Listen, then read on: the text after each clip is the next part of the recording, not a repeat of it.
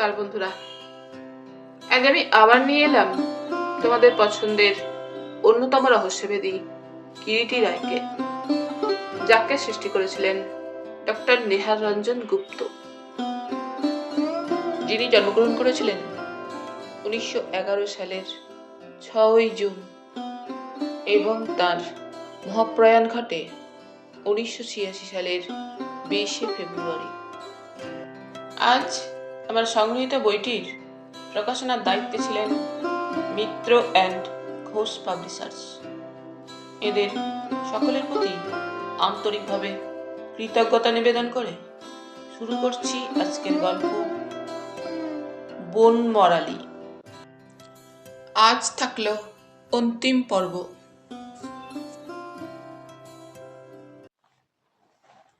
ঘরে পা দিয়ে কিন্তু থমকে দাঁড়ালো সর্বাণী। ঘরটা অন্ধকার, আলো নেভানো। একটু ইতস্তত করে সর্বাণী। অন্ধকার ঘরের মধ্যে দাঁড়ায় মুহূর্তের জন্য, তারপরে মৃদু কণ্ঠে ডাকে, সমিতা। কিন্তু কোনো সাড়া আসে না অন্ধকারে। হাত বাড়িয়ে সর্বাণী সুইচটা টিপে ঘরের আলোটা জ্বেলে দিল। ঘরের আলোটা জ্বলে উঠতেই ওর নজরে পড়ল বড় সোফাটার উপরে পা তুলে চোখ বুজে শুয়ে আছে সমিতা। মনে হলো ঘুমোচ্ছে। একটু ইতস্তত করলো সর্বাণী, তারপর মৃদু কণ্ঠে ডাকল, সমিতা, এই সমিতা। কিন্তু সর্বাণীর ডাকে সমিতা চোখও খুলল না, সাড়াও দিল না। এই সমিতা, ঘুমিয়ে পড়লি নাকি? বেশ মেয়ে তো। এই সমিতা, ওঠ। তথাপি সমিতার কোনো সাড়া পাওয়া যায় না। সর্বাণী তথাপি কিছুক্ষণ সাইতে সমিতার দিকে তাকিয়ে রইল। তারপর একসময় ঘরের আলোটা আবার নিভিয়ে ঘরের বাইরে এসে দরজাটা ভিতর থেকে টেনে দিল। কি হলো? শিশিরাংশু জিজ্ঞাসা করে। ঘুমিয়ে পড়েছে, সর্বাণী বললে। ঘুমিয়ে পড়েছে? কোথায়? সোফাটার উপরেই শুয়ে ঘুমিয়ে পড়েছে। ছি ছি, দেখো তো কি ভেবেছেন। কি আবার ভাববে? আর ভাবুক।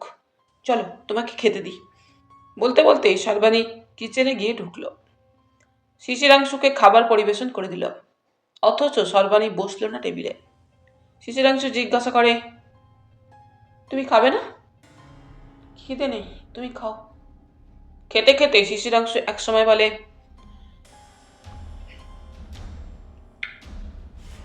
কাজটা ভালো হলো না সবই। কেন? তা নয় তো কি, একটা রাতের জন্য ভদ্রমহিলা আমাদের বাড়িতে এলেন। তাছাড়া ওইভাবে কেউ ঘুমোতে পারে নাকি? এদিকে যা মশা। তা আমি তো আর সোফায় শুয়ে রাত কাটাতে বলিনি। স্ত্রীর মুখের দিকে তাকালো শিশিরাংশু। সর্বাণী, কি? মনে হচ্ছে তুমি যেন হঠাৎ উনি এভাবে তোমার বাড়িতে আসায় ঠিক সন্তুষ্ট হওনি। নিশ্চয়ই হইনি, কিন্তু কেন? ওর সব কথা তুমি জানো না। ইদানিং ও যেভাবে উচ্ছৃঙ্খল জীবনযাপন করছিল, কথাটা তোমার আমি ঠিক বুঝতে পারলাম না সর্বাণী। পরে বলবো, এখন খেয়ে নাও।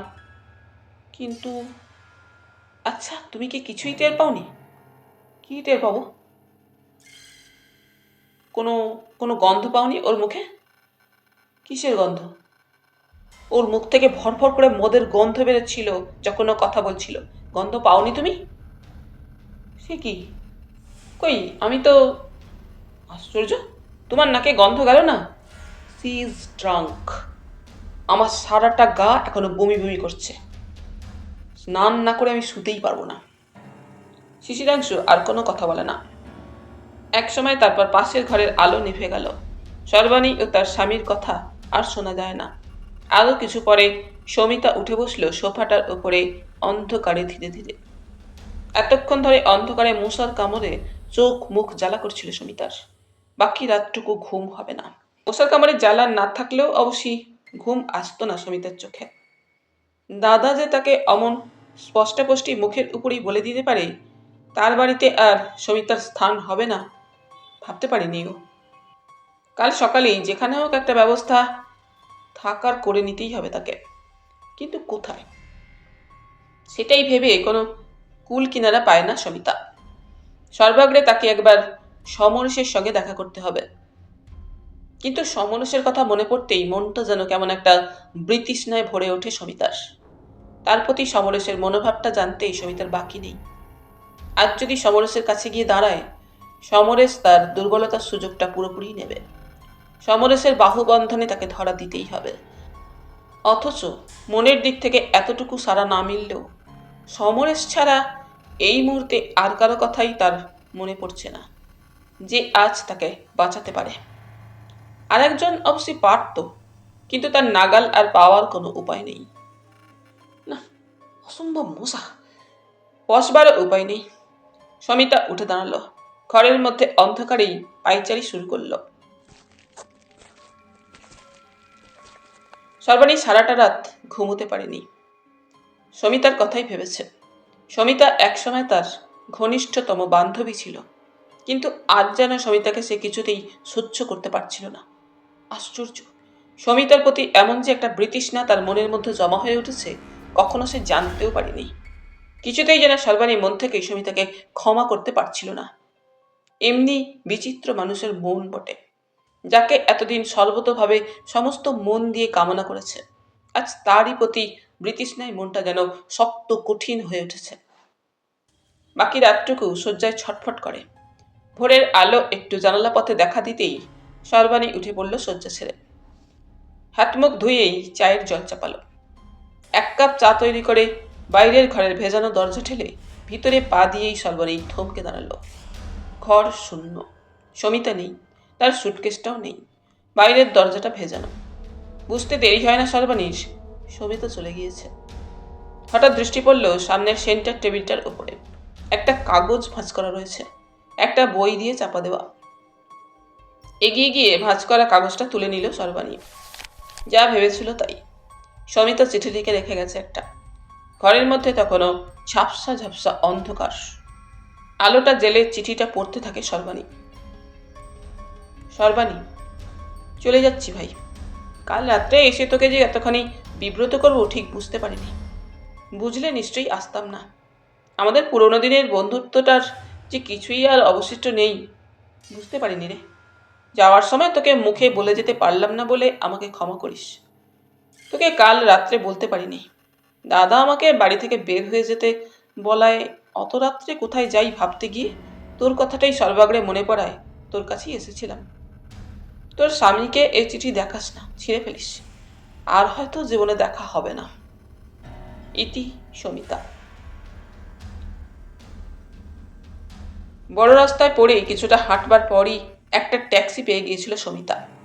ট্যাক্সিতে বসে বসেই মনে পড়ল আজ অনেক দিন পরে আবার স্বামী অমলেন্দুর কথা। বছর 2 আগে এক শীতের রাত্রে সেই যে এক বস্ত্রে বের হয়ে এসেছিল সমিতা অমলেন্দুর বাড়ি থেকে, তারপর আর কখনো অমলেন্দুর কথা মনে পড়েনি। অমলেন্দুও আর কোনো খোঁজ করেনি তার, সেও করেনি অমলেন্দুর। অমলেন্দু পর্বটা যেন সে জীবনের পাতা থেকে একেবারে মুছেই দিয়েছিল। কিন্তু অমলেন্দু কোনো খোঁজ খবর না নিলেও অমলেন্দুর খবর মধ্যে মধ্যে ও কিন্তু পেত। তাদের ডিভোর্স হয়ে যাবার কিছুদিন পরেই অমলেন্দুর বাবা মারা যান। তার মাস কয়েক পরেই ভাইয়ে ভাইয়ে অমলেন্দুরা আলাদা হয়ে যায়। পৈতৃক গৃহ ছেড়ে অমলেন্দু মিডলটন স্ট্রিটে একটা বিরাট ফ্ল্যাট বাড়ির একটা ফ্ল্যাট ভাড়া নিয়ে উঠে এসেছে। সংবাদটা পেয়েছিল সমিতা সমরেশের কাছেই। সমরেশ একদিন অমলেন্দুর ঘনিষ্ঠ বন্ধু ছিল। অধ্যাপনার সঙ্গে সঙ্গে অমলেন্দু বইয়ের ব্যবসা শুরু করেছিল। অমলেন্দু যে আর দ্বিতীয়বার বিবাহ করেনি সে খবরটাও পেয়েছিল সমিতা। চলমান ট্যাক্সিতে বসে অমলেন্দুর কথা হঠাৎ মনে পড়ার সঙ্গে সঙ্গে তার মনে হয় অমলেন্দুর কাছে গেলে কেমন হয়। কোনো হোটেলে গিয়ে উঠবার মতো টাকা তার হাতে নেই। একটা কোনো বোর্ডিংই তাকে খুঁজে নিতে হবে, কিন্তু সেও সময়ের প্রয়োজন। একবার মনে হলো অমলেন্দু কিছু ভাববে না তো, মনে মনে হাসবে না তো। কিন্তু অমলেন্দু সে প্রকৃতির মানুষ নয়। মনে মনে সে যাই ভাবুক, তার স্বাভাবিক শিষ্টাচার বোধ মুখে তাকে কিছু প্রকাশ করতে দেবে না। তাছাড়া সেও আর চিরকালের জন্য কিছু সেখানে থাকতে যাচ্ছে না।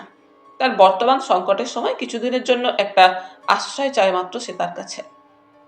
বিশেষ করে কিরিটি রায়ের সেন দৃষ্টির সামনে থেকে সে আপাতত কিছুদিন দূরে দূরে থাকতে চায়। গগনবিহারীর ব্যাপারটা যতদিন না মিটে যায়, সে একটা নিভৃত কোটর চায়, যেখানে সে নিজেকে আত্মগোপন করে রাখতে পারে নিশ্চিন্তে। হ্যাঁ, আজ সে আত্মগোপন করতেই চায়। কথাটা মনে হওয়ার সঙ্গে সঙ্গেই কেমন যেন একটা ভয়ের অনুভূতি তাকে অক্টোপাসের মতো আঁকড়ে ধরবার চেষ্টা করে। বুকটার মধ্যে যেন কেমন করতে থাকে। কিরিটি কি তাকে সন্দেহ করেছে? তার চোখের সেই তীক্ষ্ণ অন্তর্ভেদী দৃষ্টি চোখের সামনে ভেসে উঠে যেন তাকে তীক্ষ্ণ শলাকার মতো বিদ্ধ করছিল। আচ্ছা, সত্যিই গগনবিহারী উইল করেছিল নাকি? আশ্চর্য! মানুষের কি লোভ! কামুক লম্পট গগনবিহারী ভেবেছিল তার অর্থ দিয়েই সমিতাকে করায়ত্ত করতে পারবে, আর সেই কারণেই হয়তো তাকে টেলিফোনে ডেকে পাঠিয়েছিল ওই রাত্রে। কিন্তু আশ্চর্য, এসব পাগলের মতো আবল তাবল কি সব সে ভাবছে। কিদার জায়গা মাইজি? ট্যাক্সি ড্রাইভারের ডাকে হঠাৎ যেন সমিতা চমকে ওঠে। গাড়ি তখন গড়িয়াহাটা ব্রিজটা ক্রস করছে। নিচ দিয়ে একটা ইলেকট্রিক ট্রেন চলে যাচ্ছে। তার শব্দ ওর কানে আসে। ওর সমস্ত স্নায়ু যেন ঝিমঝিম করে ওঠে। সমিতা তাড়াতাড়ি বলে, মিডলটন স্ট্রিট চলো। ড্রাইভার আর কোনো কথা বলে না। যেমন গাড়ি চালাচ্ছিল তেমনিই চালাতে থাকে। সবে প্রত্যুষের আলো চারিদিকে ছড়িয়ে পড়েছে। রাস্তার আলোগুলো এখনো নেভেনি। রাস্তা এক প্রকার খালি বললেই হয়। মধ্যে মধ্যে পাশ দিয়ে এক আধটা খালি বাস, মিল্ক ভ্যান বা প্রাইভেট গাড়ি চলে যাচ্ছে। দু একজন পথিক চোখে পড়ে। সমিতার যেন কেমন শীত শীত করে। হঠাৎ কে যেন আবার মনে হয় সমিতার। খাল পেরিয়ে পিছনের দিকে তাকালো। কেউ কোনো গাড়ি তাকে অনুসরণ করছে না তো? পিছনে পিছনে একটা গাড়ি আসছে না? কার গাড়ি? তার ট্যাক্সিটাকেই ফলো করছে নাকি? না, সমিতা কি পাগল হয়ে যাবে নাকি? এসব কি সে ভাবছে? এসব কিসের প্রতিক্রিয়া? ভয়? কিরিটিরাই সেই দুটো চোখের দৃষ্টি, তীক্ষ্ণ শলাকার মতো অন্তর্ভেদী। পাশ দিয়ে একটা খালি ট্রাম চলে গেল পার্ক সার্কাসের দিকে। বলবে কি সমিতা ট্যাক্সি ড্রাইভারকে মিডলটন স্ট্রিট নয়, অন্য কোথাও সে চলুক। কিন্তু কোথায়? কেন সোজা হাওড়া স্টেশনে? তারপর সেখান থেকে ট্রেনে চেপে দূরে, অনেক দূরে, আসানসোল, ধানবাদ, গোমো, গয়া, মোগলসরাই, বেনারস ছাড়িয়ে আরও দূরে। কিন্তু তারপর সমস্ত শহরটা এরকম আশ্চর্য রকম ফাঁকা ফাঁকা কেন? শহরের এত লোকজন কোথায় গেল? আচ্ছা, ট্যাক্সি ড্রাইভারটা কিছু ভাবছে না তো? ট্যাক্সি ড্রাইভারটা যদি বলে দেয়?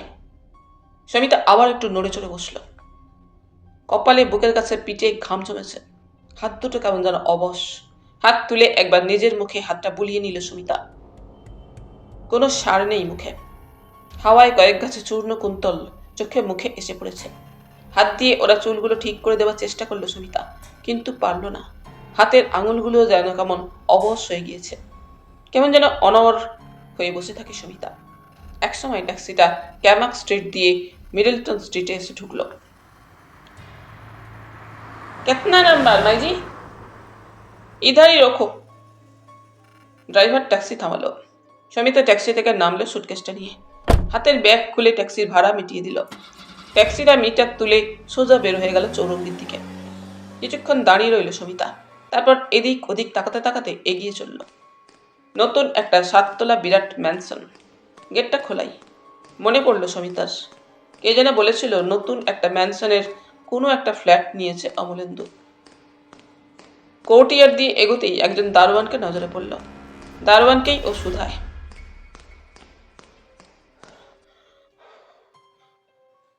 इधर मिस्टर एम मल्लिक कौन फ्लैट में रहता है दारोवान जी? मिस्टर मल्लिक? हाँ, 4 तला 18 नंबर फ्लैट। सीढ़ी किधर है? सीधा जाइए बाएं तरफ, लिफ्ट सीढ़ी 2 है। সমিতা আর দারোয়ানের দিকে তাকায় না। সুটকেসটা হাতে এগিয়ে গেল। Automatic lift. একজন স্যুট পরিহিত ভদ্রলোক লিফট দিয়ে নেমে গেল। সমিতা লিফটে ঢুকে 3rd ফ্লোরের বোতামটা টিপে দিল। দরজা বন্ধ হয়ে গেল। আপনা হতেই লিফট উঠতে লাগলো। 4 তলায় এসে লিফট থামল। দরজা আপনা হতেই খুলে যেতেই সমিতা করিডোরে পা দিল। 18 নম্বর ফ্ল্যাট। ফ্ল্যাটের দরজায় অমলেন্দুরই নেমপ্লেট রয়েছে। Doctor Amalendu Mallik, D Litt. তাহলে এই ফ্ল্যাটই। কোনো মতে অবশ হাতটা তুলে কলিং বেলের বোতামটা টিপল সমিতা। বাড়ি বোতাম টিপতে দরজা খুলে গেল। সামনেই নজরে পড়ে সাজানো গোছানো একটা ড্রয়িং রুম। দরজার মুখোমুখি একেবারে দেওয়ালে অমলেন্দুর একটা এনলার্জড ফটো। ভুল হয়নি তাহলে তার, অমলেন্দুরই ফ্ল্যাট। মধ্যবয়সী একটি বিহারি ভৃত্য দরজা খুলে দিয়েছিল। জিজ্ঞাসা করে, কিসকো মাংতা? মল্লিক সাহেব হ্যায়? জি আবি তো नींद जाता है। ओ ता आप किधर से आता है? এই মানে কানপুর। কানপুর? হ্যাঁ। আইয়ে বৈঠি। সমিতা এগিয়ে গিয়ে একটা সোফার উপর বসল। সুটকেসটা একপাশে নামিয়ে রেখে দিল। ভৃত্য দরজাটা বন্ধ করে দিয়ে অন্দরে অদৃশ্য হয়ে গেল। এতক্ষণে যেন একটা দুর্নিবার লজ্জা তাকে আচ্ছন্ন করে ফেলতে থাকে। সমগ্র পরিস্থিতির অবশ্যম্ভাবী পরিণতিটা যেন তার চোখের সামনে স্পষ্ট হয়ে উঠতে থাকে। ছি ছি, চোখের ব্যথায় এ একটা কি কাজ করেছে বসলো। শেষ পর্যন্ত মরতে এখানে সে আসতে গেল কেন? একটু পরেই অমলেন্দু হয়তো এই ঘরে এসে ঢুকবে। তারপর কি একটা নিষ্ঠুর ব্যঙ্গের হাসি তার চোখে মুখে ফুটে উঠবে না? বলবে নাকি, ও তাহলে তুমি? তা মিস সবিতা সান্যাল, এখানে আবার কি প্রয়োজনে? দাদা বুঝি শেষ পর্যন্ত গলা ধাক্কা দিল? জানতাম দেবে, কিন্তু দেখতে তো পাচ্ছি রূপ যৌবন এখনো ফুরিয়ে যায়নি। আর বুঝি কাউকে গাঁথতে পারলে না মিস সান্যাল? সবিতা এদিক ওদিক তাকিয়ে উঠে দাঁড়ালো। নিচু হয়ে হাত বাড়িয়ে সোফার পাশ থেকে সুটকেসটা তুলতে যাবে, হঠাৎ একটা চপ্পলের আওয়াজ কানে এলো সমিতার। একেবারে দরজার গোড়াতেই ঠপ করে আবার বসে পড়ল সমিতা। পরক্ষণেই ঘরের ভারী পর্দাটা তুলে অমলেন্দু এসে ভিতরে প্রবেশ করল। সমিতার প্রতি দৃষ্টি পড়তেই অমলেন্দু থমকে দাঁড়িয়ে গেল। বিস্ময়ে অর্ধস্ফুট কণ্ঠে উচ্চারিত হলো একটিমাত্র শব্দ, তুমি? সমিতা চেয়ে থাকে অমলেন্দুর দিকে। সদ্য বোধহয় অমলেন্দুর ঘুম ভেঙেছে। গায়ে একটা ড্রেসিং গাউন, মাথার চুল বিশ্বস্ত। সমিতা নিজের অজ্ঞাতেই উঠে দাঁড়াচ্ছিল আবার, কিন্তু অমলেন্দু বাধা দিল। বসো বসো বলতে বলতে আরো দুপা সামনের দিকে এগিয়ে এলো অমলেন্দু। ব্যাপারটা যেন তখনও তার সদ্য ঘুম ভাঙা মস্তিষ্কে ঠিক প্রবেশ করছে না। শুধু আকস্মিক নয়, অভাবিত ব্যাপারটা তার কাছে। সুমিতা তার গৃহে? কি ব্যাপার বলতো?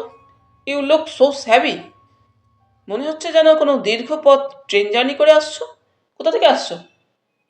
অমলেন্দু, চলো চলো, তা এখানে বসে আছো কেন? বুধনটা বলল কি একজন মাইজি এসেছে কানপুর থেকে। আমি তো ভাবতেই পারিনি তুমি।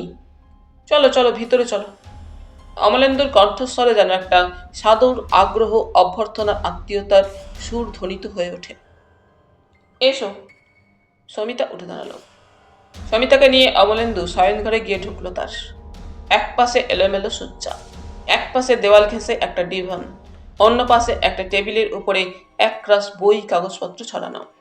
মাথার কাছে telephone, cigarette packet, ashtray, lighter, ছোট একটা টেবিল ক্লক। বসো, ডিভানটা দেখিয়ে দিল অমলেন্দু। সমিতা সত্যি আর দাঁড়াতে পারছিল না, পা দুটো যেন কাঁপছিল। সমিতা ডিভানটার উপরে বসে পড়ল। এত সকালে নিশ্চয়ই তোমার চা খাওয়া হয়নি সমিতা? এই বুধন, বুধন!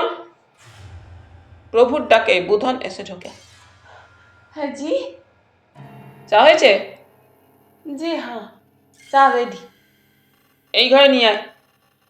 বুধন চলে যাবার পর অমলেন্দু আবার সমিতার দিকে তাকিয়ে বলল, হাত মুখ ধোয়া হয়নি এখনো বলেই মনে হচ্ছে। ওই যে বাথরুম, যাও। সমিতা একটা কথাও বলে না, যন্ত্রচালিতের মতো উঠে বাথরুমে ঢোকে। অমলেন্দু প্যাকেট থেকে একটা সিগারেট নিয়ে অগ্নি সংযোগ করল। সমিতা সমিতা হঠাৎ এলো কেন আবার? মনে হচ্ছে সমিতা খুব চিন্তিত, ক্লান্ত। সমিতার কোনো খবরাখবর না নিলেও এই 2 বৎসর তার সম্পর্কে সকল সংবাদই অমলেন্দুর কানে এসেছে, বিশেষ করে মরালি সঙ্গের ব্যাপারটা। সমিতা ইদানিং রীতিমতো উচ্ছৃঙ্খল জীবনযাপন করছে। তার সম্পর্কে নানা ধরনের রসালো কেচ্ছা সবই তার কানে এসেছে। কিন্তু অমলেন্দু কান দেয়নি সেসব কোনো সংবাদে। এককালে সবিতা তার স্ত্রী ছিল, তারপর ডিভোর্স হয়ে গিয়েছে। তার সঙ্গে তো আর কোনো সম্পর্ক নেই। তবু কেন যেন মধ্যে মধ্যে অমলেন্দুর মনের ভিতরটা কি এক বেদনায় ক্লিষ্ট হয়ে উঠেছে। আসলে অমলেন্দু তাকে ভুলতে পারেনি। ওই ভুলতে না পারাটাও কি তার কাছে কম লজ্জা মনে হয়েছে? বুধন ট্রেতে চা নিয়ে এলো। একটু পরেই সমিতা বাথরুম থেকে বের হয়ে এলো। চোখে মুখে ও কপালের চুলে চূর্ণ জলকণা লেগে আছে। শাড়ির আঁচলটা গায়ে জড়ানো। সমিতা আবার ডিভানটার উপর এসে বসল। অমলেন্দুই চা তৈরি করে এক কাপ এগিয়ে দিল সমিতার দিকে। হাত বাড়িয়ে সমিতা চায়ের কাপটা নেয়। হাতটা যেন কাঁপছে। অমলেন্দু নিজের কাপটা হাতে তুলে নেয়। নিঃশব্দে দুজন কিছুক্ষণ চা পান করে। কারোর মুখেই কোনো কথা নেই। দুজনেই মনে মনে ভাবে, ও আগে কথা বলুক। সমিতা ভাবে, ওরই তো জিজ্ঞাসা করার কথা, কেন আবার হঠাৎ এলাম। অমলেন্দু ভাবে, নিশ্চয়ই সমিতা বলবে কিছু, তার বলবার কিছু নিশ্চয়ই আছে, আর সেই জন্যই হয়তো এসেছে। কিন্তু দুজনেই বুঝতে পারে মনে মনে, মধ্যিখানে 2 বছরের ব্যবধানে দুজনে দুজনের কাছ থেকে অনেক দূরে সরে গিয়েছে। অত্যন্ত সহজ ছিল যা একদিন, আজ তা অত্যন্ত কঠিন হয়ে দুজনের মধ্যে একটা অদৃশ্য প্রাচীর তুলে দাঁড়িয়েছে কখন যেন। একসময় চা শেষ হলো বাক্যহীন স্তব্ধতার মধ্যে দিয়ে। অমলেন্দু একটা সিগারেট ধরালো। বুধন ওই সময় ওই দিনকার সংবাদপত্রটা রেখে গেল ওদের সামনে। অমলেন্দু হাত বাড়িয়ে সংবাদপত্রটা তুলে নিল। প্রথম পৃষ্ঠার বড় বড় হেডলাইনগুলো চোখ বুলিয়ে তৃতীয় পৃষ্ঠাটা খুলতেই অমলেন্দুর চোখে পড়ল গগন বিহারীর নিহত হওয়ার সংবাদটা। অমলেন্দু যেন চমকে ওঠে, কারণ গগন বিহারীর সঙ্গে সমিতার ইদানিংকার ঘনিষ্ঠতার সংবাদটা সে পেয়েছিল। সংক্ষিপ্ত সংবাদ, গগন বিহারীকে তার শয়নগৃহে মৃত রক্তাল্পুত অবস্থায় পাওয়া গিয়েছে, পৃষ্ঠে ছুরিকাবিদ্ধ। কাউকেই এখনো গ্রেপ্তার করা হয়নি। গগন বিহারীর বহুদিনের বৃত্ত রামদেওর কোনো সংবাদ পাওয়া যাচ্ছে না। অমলেন্দু একবার আর চোখে তাকালো পাশেই উপবিষ্ট সমিতার দিকে, তারপর আবার সংবাদপত্রে মনোনিবেশ করল, কিন্তু পড়তে পারল না। কাগজটা ভাঁজ করে টেবিলের উপর রেখে উঠে দাঁড়ালো। আমি একটু বেরোবো সমিতা। বেরোবে? কোথায়? একটা বই আজ বেরোবার কথা। শেষ ফর্মাটা কাল রাত্রে ডেলিভারি দেওয়ার কথা ছিল। একবার প্রেসে যেতে হবে, সেখান থেকে একবার প্রফেসর চৌধুরীর ওখানে যাব। বুধন রইল, তোমার কোনো অসুবিধা হবে না। সমিতা অমলেন্দুর প্রশ্নের জবাব দেয় না। আধ ঘন্টার মধ্যে অমলেন্দু স্নান করে সাজগোজ করে যখন বের হয়ে গেল, সমিতা তখনও তেমনি ডিভানটার উপরে বসে আছে। আশ্চর্য, অমলেন্দু তো তাকে কোনো কথাই জিজ্ঞাসা করল না। কেন সে হঠাৎ এখানে এসেছে, তার কিছু বলার আছে কিনা? কি করবে সে? চলে যাবে? কিন্তু কোথায় যাবে? কলেজে একবার যেতে হবে বটে, তাছাড়া থাকবার একটা ব্যবস্থাও করতে হবে। অমলেন্দুর এখানে সে থাকতে পারে না। অমলেন্দুই বা তাকে থাকতে দেবে কেন? কি সম্পর্ক আজ তার সঙ্গে? বেলা 2টো নাগাদ অমলেন্দু ফিরে এলো। ঘরে ঢুকে দেখে সমিতা তার শয্যায় শুয়ে গভীর নিদ্রাভিভূত। স্নান করে অন্য একটা সাধারণ তাঁতের শাড়ি পরেছে। ভিজে চুলের রাশ বালিশে ছড়িয়ে আছে। ঘর থেকে বের হয়ে এসে অমলেন্দু বুধনকে ডাকল। বুধন, মাইজি খেয়েছে? না। খায়নি? না। 2-3বার ডাকতে এসে দেখি মাইজি ঘুমোচ্ছে। আপনার খানা দেব টেবিলে? হ্যাঁ দে। বুধন চলে যাচ্ছিল, তাকে আবার ডাকলো অমলেন্দু। শোন, দুজনের খানাই দে টেবিলে। বুধন ঘাড় হেলিয়ে চলে গেল। অমলেন্দু এসে শয্যার পাশে দাঁড়ালো, ডাকলো, সমিতা? কোনো সাড়া নেই সমিতার। সমিতা, ওঠো, খাবে না? সমিতার ঘুম ভাঙে না। অমলেন্দু একটু ইতস্তত করে তারপর শিয়রের ধারে বসে ওর ভিজে চুলের উপরে হাত রেখে ডাকে মৃদু কণ্ঠে, সমিতা, সমিতা, ওঠো। হুম হুম, ওঠো, চলো, টেবিলে খাবার দিয়েছে। সমিতা এবারে উঠে বসে। তুমি কখন এলে? এই আসছি, চলো, টেবিলে খাবার দিয়েছে। যাও বাথরুম থেকে চোখে মুখে জল দিয়ে এসো। সমিতা শয্যা থেকে উঠে বাথরুমের দিকে পা বাড়ায়। খাবার টেবিলে বসে সমিতা বলে, একটা কথা বলবো ভাবছিলাম অমল। বলো। আমি যদি কটা দিন তোমার এখানে থাকি, তোমার কি খুব অসুবিধা হবে? অমলেন্দু কোনো জবাব দেয় না। অবশ্যই বেশি দিন নয়, একটা থাকবার ব্যবস্থা হলেই। যতদিন খুশি এখানে থাকতে পারো সমিতা, অমলেন্দু মৃদু গলায় জবাব দেয়। না না, বেশি দিন তোমাকে বিরক্ত করব না। বিরক্তির তো কিছুই নেই, তোমার তো অসুবিধা হতে পারে। অসুবিধা আবার কি হবে? না কেন অসুবিধা হবে কেন? হয়তো তোমারই অসুবিধা হতে পারে। আমার? হ্যাঁ, এখানে থাকতে। না অমলেন্দু, তা নয়। তবে কি? আমি ভাবছিলাম অন্য কথা। কি? না কিছু না। তারপর একটু থেমে বলে, বুধন, তোমার চাকর কি ভাববে? ও কেন ভাবতে যাবে? ভাববে না বলছো? না, তাছাড়া এর মধ্যে ভাবাভাবির কি আছে? তবুও হয়তো ভাববে, কে আমি, কোথা থেকে হঠাৎ এলাম। ওকে বললেই হবে। কি বলবে? তুমি আমার চেনা বন্ধু। বন্ধু? হ্যাঁ, কলকাতায় এসে আমার এখানে উঠেছো। তাছাড়া ও কি ভাববে না ভাববে সে কথা ভেবে তুমি এত সংকুচিতই বা হচ্ছ কেন? তোমার কোনো অসুবিধা না হলে তুমি থাকতেই পারো, কিন্তু তুমি তো কিছুই খাচ্ছ না। খিদে নেই। তবে জোর করে খেও না। আচ্ছা অমলেন্দু। কি? তুমি তো একবারও জিজ্ঞাসা করলে না আমি হঠাৎ কেন এলাম এতদিন পরে? যখন বলনি নিশ্চয়ই বলবার মতো কিছু নেই, তাই জিজ্ঞাসাও করিনি। না অমলেন্দু, আছে। কি? বলবার অনেক কথা আছে, কিন্তু ভাবছি কি বলবো, কেমন করে বলবো। এখন ওসব কথা থাক সমিতা। তুমি জানো কিনা জানি না, দাদার বন্ধু গগনবিহারী চৌধুরী নিহত হয়েছে। জানি আমি। জানো? হ্যাঁ। কেমন করে জানলে? আজ খবরের কাগজে সংবাদটা প্রকাশিত হয়েছে। কি? কি লিখেছে ওতে? লিখেছে কোনো সন্ধান করা যায়নি এখনো হত্যাকারীর। পুলিশ হত্যাকারীর অনুসন্ধান করছে। আর বিখ্যাত সত্যান্বেষী কিরিটি রায় পুলিশকে ওই ব্যাপারে পরামর্শ দিচ্ছেন।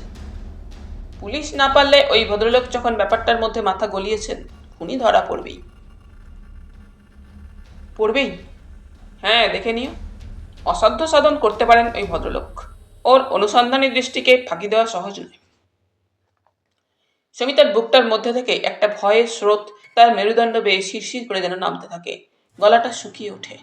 হঠাৎ সমিতা উঠে দাঁড়ায়, বলে, আমি চলি। কোথায়? বিস্ময়ে অমলেন্দু সমিতার মুখের দিকে তাকায়। সত্যিই তুমি চলে যাচ্ছ নাকি? হ্যাঁ। বসো বসো সমিতা। মনে হচ্ছে তুমি যেন অত্যন্ত এক্সাইটেড হয়ে পড়েছ। সকাল থেকেই দেখছি তুমি অত্যন্ত চিন্তিত। আমি যাই। কি হয়েছে সমিতা? আমাকে সব খুলে বলো। কি? কি বলবো? তোমার যদি কোনো চিন্তার কারণ থাকে তো বলো, আমি হয়তো তোমাকে সাহায্য করতে পারি। কি সাহায্য তুমি আমাকে করবে? ব্যাপারটা না জানলে কি করে বলি? বসো। Why you are so much disturbed? Amalendu এক প্রকার যেন জোর করেই সমিতাকে বসিয়ে দিল আবার চেয়ারটায়। অমলেন্দু, বলো। একটা কথা তুমি জানো না। কি? গগন বিহারীর সঙ্গে আমার একসময় যথেষ্ট ঘনিষ্ঠতা হয়েছিল। আমি জানি। জানো? হ্যাঁ। কেমন করে জানলে? জেনেছি। সুবীর যেন হাঁপিয়ে ওঠে। থানার ওসির কড়া নির্দেশ, আপাতত তারা কেউ বাড়ি থেকে পুলিশের বিনা অনুমতিতে বের হতে পারবে না। পরের দিন দুপুরের দিকে সুবীর সুবিনয়ের ঘরে এসে বলে, this is simply torture Subinoy. Subinoy চেয়ারে বসে একটা বই পড়ছিল। সুবীরের দিকে মুখ তুলে তাকালো। সুবীর আবার বলে, এভাবে আমাদের এখানে বাড়ির মধ্যে নজরবন্দি করে রাখার মানেটা কি? কাকার মৃত্যুর ব্যাপারে কি ওরা আমাদের সন্দেহ করছে নাকি? ডু দে সাসপেক্ট আস?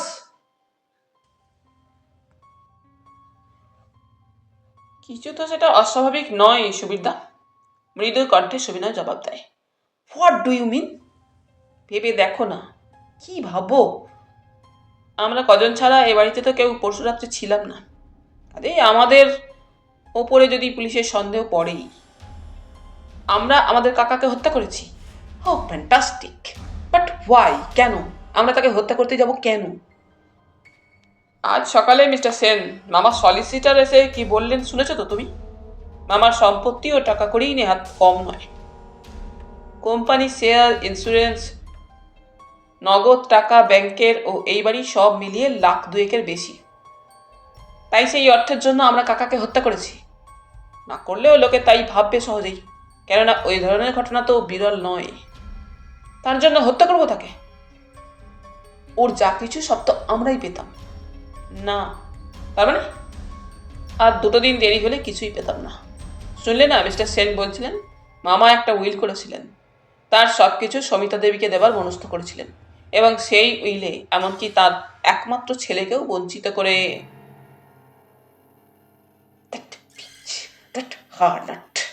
সুবীর বললে, ওই মেয়ে মানুষটাই যত নষ্টের মূল। সুবিনয় মৃদু হেসে বললে, মামা তাকে বিবাহ করবেন স্থির করেছিলেন। কি করে বুঝলে? আমার তাই ধারণা। খুব হয়েছে, হি গট ইজ রিওয়ার্ড। কিন্তু তাই যদি হয় তো আমাকে তারা এভাবে নজরবন্দি করেছে কেন? আমি তো আর সে রাত্রে এ বাড়িতে ছিলাম না। তাতেই বা কি? তার মানে পুলিশ হয়তো ভাবতে পারে। কি কি ভাবতে পারে? কোনো এক ফাঁকে নিমন্ত্রণ বাড়ি থেকে এসে ডোন্ট টক ননসেন্স। তা তুমি ছটফট করছো কেন সুবিধা? কটা দিন আমাদের নজরবন্দি করে রাখলোই বা ওরা, চিরদিন তো কিছু আর আমাদের এভাবে রাখতে পারবে না। কিন্তু আমার দম বন্ধ হয়ে আসছে। কোনো ভদ্রলোক 24 ঘন্টা এভাবে বাড়ির মধ্যে নজরবন্দি হয়ে থাকতে পারে? উপায় কি বলো? আচ্ছা সুবিধা, কি রামদেওটা হঠাৎ কোথায় গেল বলো তো? আমার মনে হয় কি জানো সুমিনয়? কি? ওই ব্যাটারই কাজ। টাকা পয়সার ব্যাপার নয়। ওর তৃতীয় পক্ষের তরুণী স্ত্রী ওই রুক্মিণীর সঙ্গে কাকার নটঘট দেখে ও ব্যাটা নিশ্চয়ই খেপে গিয়েছিল। তারপরেই শেষ করে দিয়েছে সুযোগ মতো কাকাকে। কিন্তু সুবীর বলে, তুমি দেখে নিও সুবিনয়, আমি যা বলছি তাই। ওই ব্যাটাই দিয়েছে মামাকে খতম করে, তারপর গা ঢাকা দিয়েছে। ও সে অসম্ভব নয় কিছু। কাকার যেমন রুচি, একটা চাকরের বউ, তাকে নিয়েও কিনা। তুমি কি সত্যিই মনে করো সুমিতা মামার সঙ্গে রুক্মিণীর কোনো একটা অবৈধ সম্পর্ক হয়েছিল? হয়েছিল মানে? 24 ঘন্টাই তো কাকার ঘরে থাকতো। কি জানি, আমার কিন্তু বিশ্বাস হয় না। লক্ষ্য করে দেখেছো ইদানিং ওর বেশভূষা, হ্যাকন ঢ্যাকন? ওদের কথা শেষ হয় না। বাহাদুর এসে ঘরে ঢুকলো। বাবুজি, কি হয়েছে? জাকি তো কিছু খাচ্ছে না। আজ 2 দিন থেকে সাহেবের ঘরের সামনে বসে আছে, ওঠে না। বেচারি অবোধ প্রাণী, প্রভুর শোকটা ভুলতে পারছে না কিছুতেই। সুবিনয় বলে, কি করব বাবুজি, না খেয়ে থাকলে তো মরে যাবে। সুবিরদা, কি? তুমি একবার চেষ্টা করে দেখো না। আমি? আমার হাতে ও খেয়েছে নাকি কোনোদিন? চেষ্টা করে একবার দেখতে ক্ষতি কি? বাইরে ওই সময় জুতোর শব্দ পাওয়া গেল একজোড়া। সুবিনয় আর সুবীর দরজার দিকে তাকালো। অরূপ ও কিরিটি ঘরের মধ্যে এসে ঢুকলো। অরূপের হাতে একটা ছোলা। সুবীর অরূপের দিকে তাকিয়ে বলে, এই যে অরূপ বাবু, আমাদের আর এভাবে কতদিন খাঁচার মধ্যে বন্দি করে রাখবেন বলুন তো? জবাব দিল কিরিটি, আপনারা যে মুহূর্তেই সব সত্যি কথা অকপটে বলবেন, তখনই পুলিশ প্রহরা এখান থেকে উঠিয়ে নেওয়া হবে। সুবীরবাবু, কি বলতে চান আপনি? বলতে চাই, সব সত্য কথা এখনো আপনারা স্পষ্ট করে বলছেন না কেন? কোন কথাটা আবার বলিনি? সুবীর বলে, সে রাত্রে আপনি রাত 10টা থেকে 12টা পর্যন্ত কোথায় ছিলেন সুবীরবাবু? বলেছি তো, আমার বন্ধুর বোনের বিয়েতে। আপনার বন্ধু অরিন্দমবাবু বলেছেন। কি বলেছেন? রাত 9:30 নাগাদ আপনি বরযাত্রীদের দেখাশোনা করবার জন্য 2টো বাড়ির পরের বাড়িতে, যেখানে বরযাত্রীরা উঠেছিল, সেখানে গিয়েছিলেন। কিন্তু সেখানে আপনি 5-10 মিনিটের বেশি ছিলেন না। কে বললে? আমরা খবর পেয়েছি। বাজে কথা, আমি রাত 11:15 পর্যন্ত সেখানেই ছিলাম। সুবীর দৃঢ় কণ্ঠে বলে, না, ছিলেন না। আপনি যদি জোর করে বলেন মশাই যে আমি ছিলাম না, জিতেন বাবুকে আপনি চেনেন? হঠাৎ কিরিটি প্রশ্ন করে। কোন জিতেন? কে সে? জিতেন ভৌমিক, আপনার অফিসের সহকর্মী। হ্যাঁ, চিনি। তিনি আপনাকে সে রাত্রে 10টা থেকে 10:15টার সময় পার্ক স্ট্রিটের একটা হোটেলে দেখেছে। কি কথাটা মিথ্যে? সুবির চুপ। আপনি হোটেল থেকে কখন বের হয়ে যান? সুবির চুপ। কি সুবীরবাবু, জবাব দিচ্ছেন না কেন? হ্যাঁ, আমি হোটেলে গিয়েছিলাম। কেন? ড্রিঙ্ক করতে। বেশ, কিন্তু সে রাত্রে হোটেল থেকে কখন আপনি বের হয়ে যান? রাত 11:30 নাগাদ। না, তার আগেই বের হয়ে গিয়েছিলেন। কিরিটি শান্ত কঠিন গলায় প্রতিবাদ জানায়। বলুন, কখন বের হয়ে গিয়েছিলেন হোটেল থেকে? মনে নেই। বেশ, তাহলে বলুন এবার, হোটেল থেকে বের হয়ে কোথায় গিয়েছিলেন? বিয়ে বাড়িতে। না, এবারও আপনি সত্য গোপন করছেন। থাক বলে কিরিটি অরূপের দিকে তাকিয়ে বললে, অরূপ, জুতো জোড়াটা তোমার ঝোলা থেকে বের করো তো।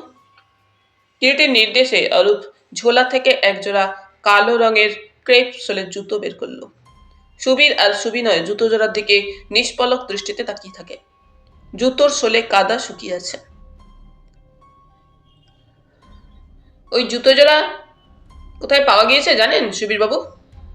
এই বাড়ির পিছনে একটা গাছের নিচে বাগানের মালির ঘরটার কাছে, যে ঘরে জ্যাকিকে আটকে রাখা হয়েছিল। এই জুতোর ছাপও সেই ঘরটার কাছেই বাগানের মাটিতে পাওয়া গিয়েছে। ধর্মের কল কেমন বাতাসে নড়ে দেখুন। সেদিন দুপুরের দিকে এক পশলা বৃষ্টি হয়েছিল, যার ফলে বাগানের মাটি নরম হয়ে গিয়েছিল এবং মাটিতে জুতোর ছাপ যেমন পড়েছে তেমনি জুতোতে কাদাও লেগেছে। সুবিনয় ও সুবীর দুজনের কারো মুখেই কোনো কথা নেই। দুজনেই যেন একেবারে বোবা। কিরিটি ওদের দিকে তাকিয়ে আবার বলে, আপনারা কেউ চিনতে পারছেন এই জুতো জোড়া সুবিনয়বাবু? না। সুবীরবাবু, আপনি? না। বাহাদুর, তুমি চিনতে পারছো? জি সাব। কার এ জুতো? সাহেবের। গগনবাবুর? জি হ্যাঁ। অরূপ, এবার কোটটা বের করো। অরূপ ঝোলা থেকে একটা কালো টেরিউলের প্রিন্স কোট বের করলো। বাহাদুর, এই কোটটা কার জানো? জি। কার? সাহেবের। সুবীরবাবু, সুবিনয়বাবু, এটাও বাগানে পাওয়া গিয়েছে এবং আপনাদের জ্ঞাতার্থে জানাচ্ছি, এই কোটের গায়ে ও হাতায় রক্ত শুকিয়েছিল। সে রক্ত কেমিক্যাল অ্যানালিসিসের দ্বারা প্রমাণিত হয়েছে গগন বিহারীর রক্ত বলে।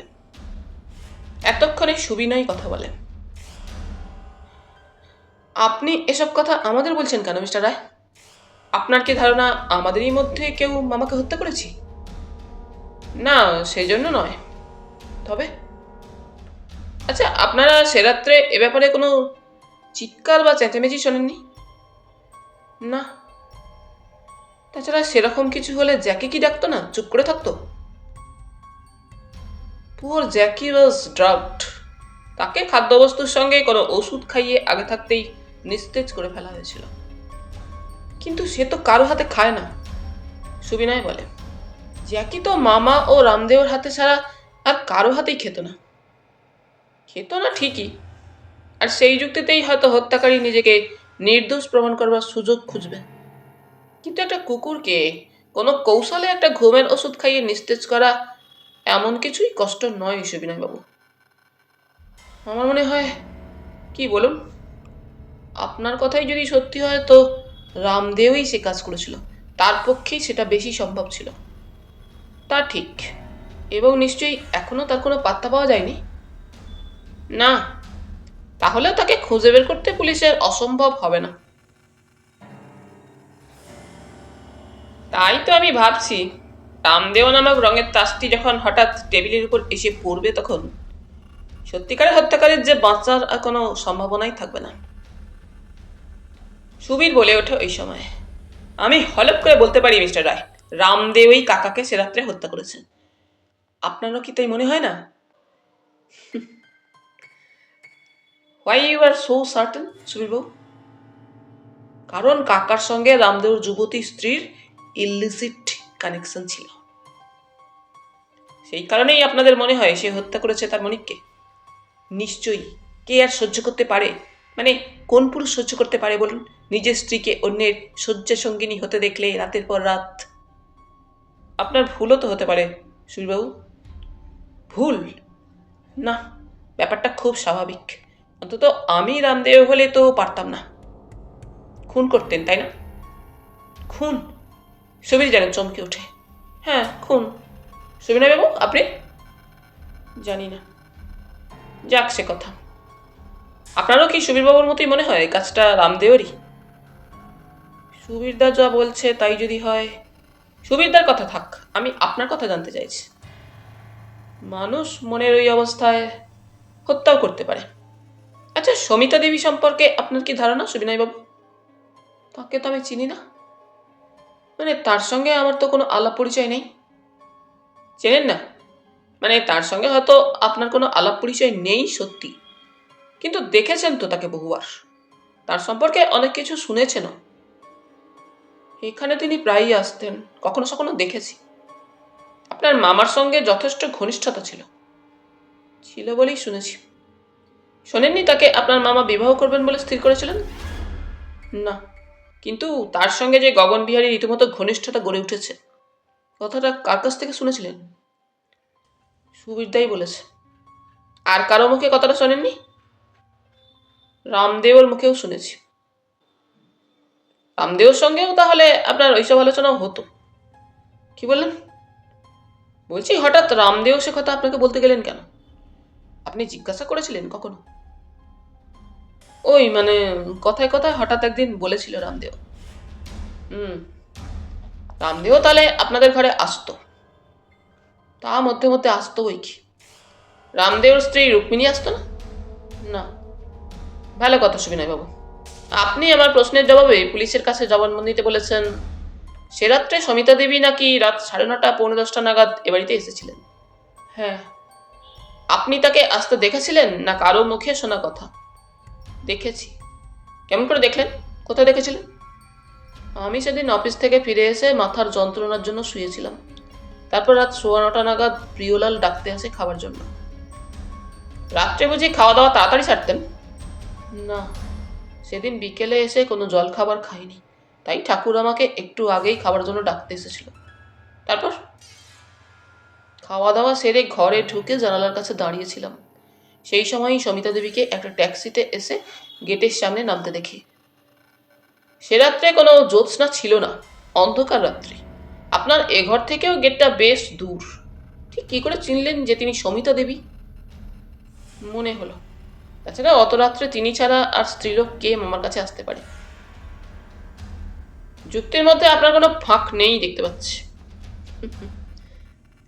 কিরিটি মৃদু হেসে এই কথাটা বলে, তারপর প্রসঙ্গান্তরে চলে যায়। আচ্ছা সুবিনয়বাবু, আপনি মরালি সঙ্গের নাম শুনেছেন? শুনেছি। কার কাছে? আপনার মামার কাছে না সমিতা দেবীর কাছে? ওদের কারো কাছেই না, তবে শুনেছি। ঠিক কার কাছে শুনেছি মনে পড়ছে না। গেছেন কখনো সেখানে? না। ব্যারিস্টার সত্যেন ঘোষালকে চেনেন? না। তিনি মরালি সংঘের একজন বড় পেট্রন। নামটা তার শোনেননি তাহলে কখনো? না। আমি কিন্তু ভেবেছিলাম শুনেছেন। কেন? কারণ সমিতা দেবীর সঙ্গে তার যথেষ্ট ঘনিষ্ঠতা ছিল। থাকতে পারে, কিন্তু সে কথা আমি জানবো কি করে? জানা স্বাভাবিক, কারণ সমিতা দেবীর সঙ্গে আপনার পরিচয় ছিল। আমার? হ্যাঁ, আপনি মিথ্যে বলছেন যে তার সঙ্গে আপনার কোনো পরিচয় ছিল না। সমিতা দেবী আপনাকে ওই কথা বলেছেন? সুবিনয়ের কণ্ঠস্বরে একটা উৎকণ্ঠা প্রকাশ পায়, সেটা সে চাপা দিতে সক্ষম হয় না। কিরিটি শান্ত গলায় বলে, যেমন করেই হোক আমি জেনেছি কথাটা। বলুন সত্যি কিনা। সেরকম কিছু জানাশোনা নেই, তবে তবে আমার এক বন্ধুর সুপারিশে আমার লেখা একটা নাটক ওরা বছরখানেক আগে ওদের মরালি সংঘ থেকে নিউ এম্পায়ারে অভিনয় করেন। সেই সময় 2-4 দিন আমি রিহার্সাল দেখতে গিয়েছি। সেই সময় 2-4 দিন 2-4টে কথা হয়েছিল। বন্ধুটির নাম কি? মনোজিৎ ঘোষাল, ওই ব্যারিস্টার সত্যেন ঘোষালের ছোট ভাই। তবে একটু আগে যে বললেন ব্যারিস্টার সত্যেন ঘোষালকে আপনি চেনেন না? মনোজিৎ আমার বন্ধু হলেও তার দাদার সঙ্গে আমার কোনো পরিচয় নেই। তাহলে আপনি একজন নাট্যকার। 2-4টে নাটক লিখেছি। আপনার মামাবাবু জানতেন কথাটা? কোন কথা? যে আপনার সঙ্গে সমিতা দেবীর পূর্ব হতেই পরিচয় ছিল? না, জানতেন না। সমিতা দেবীও কখনো বলেননি? বলতে পারি না। তবে ব্যাপারটা এমন কিছু নয় যে তাকে বলতেই হবে। তা ঠিক। আচ্ছা সুবিনয়বাবু, এবারে আমার আরেকটা কথার জবাব দিন। বলুন। সমিতা দেবীর প্রতি আপনার কোনো দুর্বলতা ছিল? না না, এইসব কি বলছেন আপনি? লজ্জার কি আছে এতে? যে কোনো পুরুষের পক্ষেই তাকে দেখে, বিশেষ করে তার সাহচর্যে তার প্রতি আকৃষ্ট হওয়া খুবই তো স্বাভাবিক। আপনার মনেও সেরকম দুর্বলতা যদি কখনো জেগেও থাকে, আপনাকে নিশ্চয়ই তার জন্য দোষ দেওয়া যায় না। কখনো কোনো দুর্বলতা তার প্রতি আপনার জাগেনি বলতে চান? Come on, out with it. না না। ঘরের মধ্যে অন্যান্য সকলে নিঃশব্দে একপাশে দাঁড়িয়ে কিরিটি ও সুবিনয়ের প্রশ্নোত্তর শুনছিল। কিরিটি যে তার আলোচনার ধারাটা কোন দিকে নিয়ে চলেছে, সত্যি কথা বলতে কি অরূপ বা সুবীর কেউই বুঝতে পারছিল না।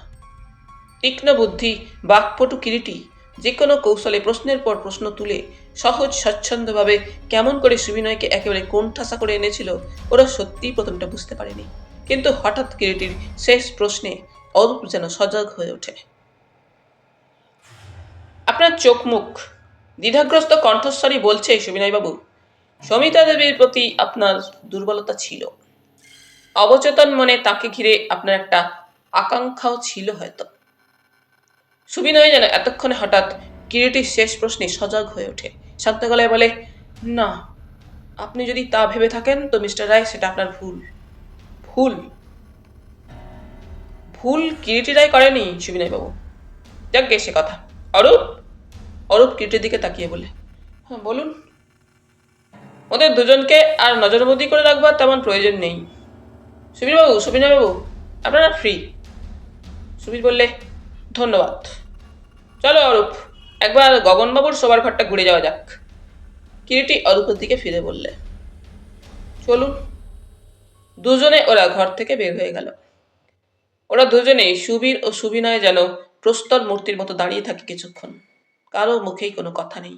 হঠাৎ সুবীর বলে এক সময়, তাহলে তোমার সঙ্গে শ্রীমতীর আলাপ ছিল Subinoy? Don't talk nonsense Subita. কিন্তু সত্যি বলো তো ব্যাপারটা কি? কিরিটিবাবু যা বলে গেলেন কেমন কেমন যেন মনে হলো। সুবিদা, তোমারও কি মাথা খারাপ হয়েছে? আহা, চড়ছো কেন সুবিনয়? ব্যাপারটা যদি ঘটেই থাকে সেটা তো এমন কিছু অঘটন নয়, বরং বলতে পারো স্বাভাবিকই। ওইসব কথা উচ্চারণ করা পাপ সুবিদা। পাপ? কেন? তুমি জানো ওর প্রতি মামার কি মনোভাব ছিল? ও, এই কথা। তা কাকার তো সত্যি মাথা খারাপ হয়েছিল। নাহলে ওই বয়সে ওইসব কেচ্ছা কেউ করে? ভালোবাসার কোনো বয়স নেই সুবিতা। ওটাকে ভালোবাসা বলে না সুবিনয়। ওটা বিকৃত যৌন লালসা ছিল কাকার। শ্রদ্ধেয় এবং গুরুজন হলেও কথাটা না বলে আমি পারলাম না। ওসব আলোচনা থাক সুবিধা, আমার সত্যি ভালো লাগছে না। আমি রাজীবকে বিলেতে সব লিখব। না না সুবিধা, তাছাড়া রাজীবদা একদিন সব নিজে থেকেই জানতে পারবে। তবু আমাদেরও তো কৃতজ্ঞতা বলে একটা বস্তু আছে। কৃতজ্ঞতা নয়, ভেবে দেখো, মামা যদি আমাদের এভাবে আশ্রয় না দিতেন। আশ্রয় আবার কি?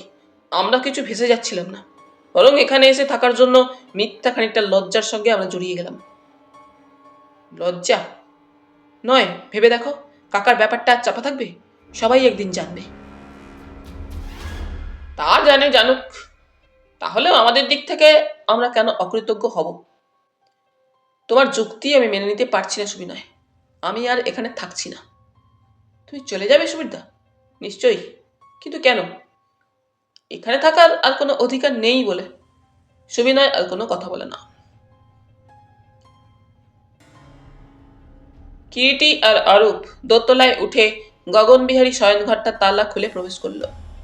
ঘরটাতে সেই দিন থেকেই তালা দেওয়া ছিল। ঘরে পা দেওয়ার সঙ্গে সঙ্গেই কিরিটি দাঁড়িয়ে পড়ে। ঘরের আলোটা জ্বলছে। অরূপ দেখতে পায়নি আলোটা, বুঝতে পারেনি, কারণ ঘরে জানলায় জানলায় পর্দা টাঙানো থাকলেও পিছনের কাচের সার্সি দিয়ে যে আলো পর্দা ভেদ করে ঘরের মধ্যে প্রবেশ করছিল সেটা পর্যাপ্ত। কি ব্যাপার মিস্টার রায়? ঘরের আলোটা জ্বলছে, তাই তো? সেদিন এনকোয়ারি শেষে যখন ঘরে তালা বন্ধ করে যাও, আলোটা নিভিয়ে দিয়ে যাওনি অরূপ? গিয়েছিলাম তো, আমি নিজে নিভিয়ে দিয়েছি ঘরের আলো।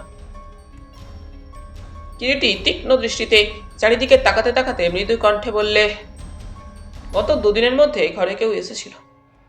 আপনার তাই মনে হচ্ছে? হ্যাঁ, এবং যে এসেছিল সে তাড়াতাড়িতে আলোটা নিভিয়ে দিয়ে যেতে ভুলে গিয়েছে। কে কে আসতে পারে? কিরিটি অরূপের প্রশ্নের কোনো জবাব না দিয়ে ওই শয়নঘর থেকে পাশের ঘরে যাবার জন্য মধ্যবর্তী দরজাটার দিকে এগিয়ে গেল। দরজাটা বন্ধ। দরজার কপাটে হাত দিয়ে ঠেলল কিরিটি, কিন্তু খুলতে পারল না। ভিতরের দিককার ছিটকিনিটা আটকানো। কিরিটি ঘরে দাঁড়িয়ে ডাকল, অরূপ। হ্যাঁ বলুন। সেদিন যাবার সময় ওই দরজার ছিটকিনিটা কি তুলে দিয়ে গিয়েছিলে? ঠিক মনে পড়ছে না, অরূপ বলে। সম্ভবত দাওনি, মনে হচ্ছে এটা খোলাই। দেখা যাচ্ছে দরজার দুদিক থেকেই আটকাবার ব্যবস্থা আছে। তুমি পাশের ঘরে গিয়ে ওপাশ থেকে দরজাটা খুলে দাও তো। অরূপ চলে গেল। একটু পরেই ছিটকিনি নামাবার শব্দ হলো অন্য ঘর থেকে, এবং দরজাটা খুলে গেল। পাশের ঘরটাই গগন বিহারীর বসবার ঘর। বসবার ঘরের দরজাটা খোলাই ছিল। এখন বুঝতে পারছো অরূপ? কাল বা পরশু কোনো এক সময় রাত্রে কেউ গগনবাবুর শোয়ার ঘরে ঢুকেছিল। মৃদু গলায় কতকটা যেন আত্মগতভাবেই কথাগুলো বললে কিরিটি। রাত্রে এসেছিল? হ্যাঁ, এ ঘরের আলোটাই তার সাক্ষী। কথাটা বলতে বলতে কিরিটি আবার মধ্যবর্তী দরজাপথে শয়ন ঘরে এসে ঢুকল। অরূপও ওর পিছনে পিছনে আসে। অরূপ বলুন, ওই আলমারির চাবিটা কোথায়? সেদিন তো কোনো চাবি পাইনি। গগন বিহারের আলমারি, ওয়ার্ড্রব ও দরজার চাবি নিশ্চয়ই ছিল। থাকাই তো উচিত, তবে পাওনি কেন? চাবির ব্যাপার সকলকেই জিজ্ঞাসা করেছিলাম, কিন্তু কেউ বলতে পারল না। সুবীর ও সুবিনয় বাবুকে জিজ্ঞাসা করেছিলে? তারা কি বলেন? সুবীর বাবু বলেছিলেন গগন বিহারী নাকি তার চাবির রিংটা সর্বদা নিজের কাছেই রাখতেন। He was very particular about his keys. তবে চাবির রিংটা কি হলো? তারপরে একটু থেমে বলে, চাবির রিংটা যে পাওয়া যায়নি তা তো তুমি আমাকে বলনি অরূপ। তদন্তের রিপোর্টে অবশ্যই নোট করা আছে ডায়েরিতে, তবে আপনাকে বলতে ভুলে গিয়েছিলাম। এখন তাহলে মনে হচ্ছে চাবিটা যে সরিয়েছিল সেই কাল বা পরশু কোনো এক সময় রাত্রে এই ঘরে এসেছিল। ভালো কথা। আরেকটা খবর শুনেছ? কি? গত পরশু রাত থেকে সমিতা দেবী নিরুদ্দিষ্ট। সে কি? কে বললে? তার দাদা যোগজীবন বাবু। কিরিটি অতঃপর সে রাত্রের ঘটনাটা সংক্ষেপে বলে গেল। মিস্টার রায় বলো, আচ্ছা ওই সমিতা দেবী কি সে রাত্রে গগন বিহারীকে হত্যা করেছে কিনা জানি না, তবে এটা ঠিক সে রাত্রে কোনো এক সময় সমিতা দেবী এই ঘরে এসেছিল। কিন্তু তিনি তো ভেহিমেন্টলি অস্বীকার করেছেন। ঠিকই। তাহলেও যে প্রমাণ সে রেখে গিয়েছিল ঘরে, এবং যে প্রমাণ সে তার দেহে সঙ্গে করে নিয়ে গিয়েছিল, সেই দুটো যোগফল যে 2-2 4, সেটা তো আর অস্বীকার করতে পারবে না। কিন্তু কথা হচ্ছে কখন এসেছিল সে, কত রাত্রে, এবং তখন আর কেউ এ ঘরে ছিল কিনা। শোনো অরূপ, সমিতা দেবীকে আমাদের খুঁজে বের করতেই হবে, যেমন করেই হোক। যদি কলকাতা ছেড়ে তিনি চলে গিয়ে থাকেন? না, তা যায়নি, আর যাবেও না আমার ধারণা। অন্তত গগন বিহারের মৃত্যুর ব্যাপারটার উপর একটা সমাপ্তির জবনিকা না নেমে আসছে যতক্ষণ। গগনবাবুর বন্ধু মানে ওই যোগজীবন বাবু, ওর দাদা কি বলছেন? তিনি কিছুই বলতে পারছেন না। কে কে বলে? কথাটা বলতে বলতে অত্যন্ত ক্ষিপ্রতার সঙ্গে দুই ঘরের মধ্যবর্তী আধ ভেজানো দরজাটার দিকে ছুটে যায়। দরম করে ঠেলে দরজাটার কপাট দুটো খুলে ফেলে কিরিটি। চকিতে একটা রঙিন বস্ত্র যেন মনে হলো পাশের ঘরের বাইরে যাওয়ার দরজাপথে অদৃশ্য হয়ে গেল। কিরিটি ছুটে যায় সেই দরজাটার দিকে এবং চেঁচিয়ে ওঠে, রুক্মিণী! রুক্মিণী দাঁড়ালো না, সে তার ঘরে ঢুকে গেল। রুক্মিণীর অপসৃয়মান শাড়ির অঞ্চল প্রান্তটা অরূপেরও নজরে পড়ল। কিরিটি এগিয়ে গেল রুক্মিণীর ঘরের দিকে, কারণ বসবার ঘরের পরের ঘরটাই রুক্মিণী ও রামদেওর ঘর। রুক্মিণী তাড়াতাড়িতে দরজাটা বন্ধ করতে পারেনি। কিরিটি খোলা দরজা পথে রুক্মিণীর ঘরের মধ্যে গিয়ে ঢুকলো। সঙ্গে সঙ্গে অরূপ। দুজনেই দেখতে পেল শয্যার উপর রুক্মিণী শুয়ে, চোখে মুখে আঁচল চাপা, তার বুকের কাছটা ঘন ঘন আন্দোলিত হচ্ছে। কিরিটি নিঃশব্দে মুহূর্তকাল শায়িত রুক্মিণীর দিকে তাকিয়ে শান্ত গলায় ডাকল, রুক্মিণী। রুক্মিণী সাড়া দেয় না। রুক্মিণী, উঠে বসো, হিন্দিতেই কিরিটি বলে। আমি জানি তুমি জেগে, উঠে বসো। বহুত দর্দ বাবুজি, কোকাতে কোকাতে রুক্মিণী বলে। ওঠে না, চোখও মেলে না। ওঠো, ওঠো বলছি। কিরিটির তীক্ষ্ণ কণ্ঠের নির্দেশে রুক্মিণী আর শুয়ে থাকে না, উঠে বসে খাটের উপর। ওই ঘরটাও বেশ সাজানো গোছানো। এক পাশে একটা কাঠের আলমারি, দেওয়ালে একটা প্রমাণ আরশি, বড় সাইজের একটা খাট, একটা আলনা, তার উপরে শাড়ি ও জামা ভাঁজ করা, গোটা 2 প্যান্ট ও শার্টও আছে, একটা স্টিলের ট্রাঙ্ক। ক্যা বাত বাবুজি, কোকাতে কোকাতে রুক্মিণী আবার বলে। পাশের ঘরে গিয়েছিলে কেন? হায় রাম, আমি তো শুয়েছিলাম, সির দর্দ করছিল বলে, আমি তো যাইনি। মিথ্যে কথা বলে কোনো লাভ নেই, বল কেন গিয়েছিলি? হায় রাম, সচ বলছি বাবুজি। যাসনি তুই? গঙ্গা মাই কি কসম বাবুজি। চাবিটা কোথায়? চাবি? হ্যাঁ, তোর সাহেবের আলমারির চাবি কোথায় আছে বের করে দে। সে আমি কি জানি। তোর কাছেই আছে, বের কর, নইলে দারোগা সাহেব এক্ষুনি তোকে থানায় ধরে নিয়ে যাবে। রুক্মিণী চুপ করে থাকে। অরূপ, যাও, নিচে যে সেপাই পাহারায় আছে তাকে আনো, ওকে থানায় নিয়ে গিয়ে হাজত ঘরে বন্দি করে রাখো। রুক্মিণী তাকালো কিরিটির মুখের দিকে। কেন বাবুজি, আমার কি কসুর হলো? তুই তোর সাহেবের আলমারির চাবি চুরি করেছিস। না। আবার ঝুট বলছিস? নেই, ঝুট নেই। ওর ঘরটা সার্চ করো তো অরূপ। পাওয়া গেল না। রুক্মিণীর ঘরের সবকিছু তন্ন তন্ন করে খুঁজেও কোনো চাবি পাওয়া গেল না। কিন্তু চাবি না পাওয়া গেলেও রুক্মিণীর ট্রাঙ্কের মধ্যে বেশ ভারী ওজনের একজোড়া সোনার বালা, কিছু দামি প্রসাধন দ্রব্য, গোটা 2 দামি শাড়ি ও একটা ছোট টিনের কৌটোর মধ্যে পাওয়া গেল 100 ও 10 টাকার নোট মিলিয়ে প্রায় 1,500-এর মতো টাকা। এই টাকা কার? কিরিটি প্রশ্ন করে। হায় রাম, কার আবার? আমার। তুই তো মাইনে পেতিস না, অত টাকা তুই কোথায় পেলি? আমি আমি কেমন যেন থতমত খায় রুক্মিণী। বল, কোথায় পেলি? তোর সাহেব তোকে দিয়েছিল, তাই না? না, রামদেও আমার মরদ। আবার ঝুট বলছিস? সাহেবের সঙ্গে তোর গোপন আসনাই ছিল, সাহেব তোকে দিয়েছে। রুক্মিণী চুপ। শোন, এখনো সব কথা খুলে বল, না হলে এক্ষুনি তোকে থানায় পাঠাবো। গঙ্গা মাই কি কসম, আমি কিছু জানি না বাবুজি, তোর গোড় লাগি। রামদেও, তোর মরদ কোথায়? কেমন করে জানবো? তুই জানিস সে কোথায়? না, জানি না। রামদেবের কোনো ফটো আছে? আছে, ছিল তো ওই ট্রাঙ্কের মধ্যে। কোথায়? তোর বাক্সের মধ্যে তো পাওয়া গেল না। তবে আমি জানি না। ঠিক আছে অরূপ, ওকে নিয়ে গিয়ে হাজতে রাখো, আর খবরের কাগজে রামদেব ও সমিতার নামে বিজ্ঞাপন দাও, তাদের বর্ণনা দিয়ে। রুক্মিণী চেঁচামেচি কান্নাকাটি শুরু করে দেয়। তাকে যখন গ্রেপ্তার করে নিয়ে যাওয়া হচ্ছে, সুবীর আর সুবিনয় এসে সিঁড়ির নিচে দাঁড়ায়। সুবীর জিজ্ঞাসা করে, ওকে অ্যারেস্ট করলেন নাকি দারোগাবাবু? হ্যাঁ, অরূপ জবাব দেয়। আপনাকে আগেই বলেছিলাম, ওই যত নষ্টের গোড়া, সুবীর বলে। সুবিনয় কিন্তু কোনো কথা বলে না, সে একপাশে চুপচাপ দাঁড়িয়ে থাকে। ওই ঘটনার 4 দিন পরে অরূপ থানায় তার অফিস ঘরে বসেছিল। বেলা তখন সকাল 10টা হবে। হাতে ধরা একটা ভাঁজ করা সংবাদপত্র। সমিতা এসে অফিস ঘরে ঢুকল। আপনি তো এ থানার ওসি মিস্টার মুখার্জি? হ্যাঁ মিস সান্যাল, আসুন। কাগজে বিজ্ঞাপন দিয়েছেন আমি নির্দিষ্ট বলে, কি ব্যাপার, এসবের অর্থ কি? বসুন মিস সান্যাল। না, আমি বসতে আসিনি, কাগজে বিজ্ঞাপন দেবার উদ্দেশ্যটা জানতে এসেছি। বলুন কি ব্যাপার। কিরিটিরাই আপনার প্রশ্নের জবাব দিতে পারবেন, কারণ তাঁরই নির্দেশে ডিসি বিজ্ঞাপনটা দিয়েছিলেন। বেশ, আমি তাহলে তার কাছেই যাচ্ছি। যেতে হবে না, আমি তাকে ফোনে ডাকছি, বসুন আপনি। না, আমি সেখানেই যাচ্ছি। বসুন বসুন, ব্যস্ত হবেন না মিস সান্যাল। মনে হচ্ছে বিজ্ঞাপনটা কাগজে দেওয়ায় আপনি একটু ক্ষুব্ধ হয়েছেন। তা যদি হয়েই থাকে, খুব অন্যায় হয়েছে কি?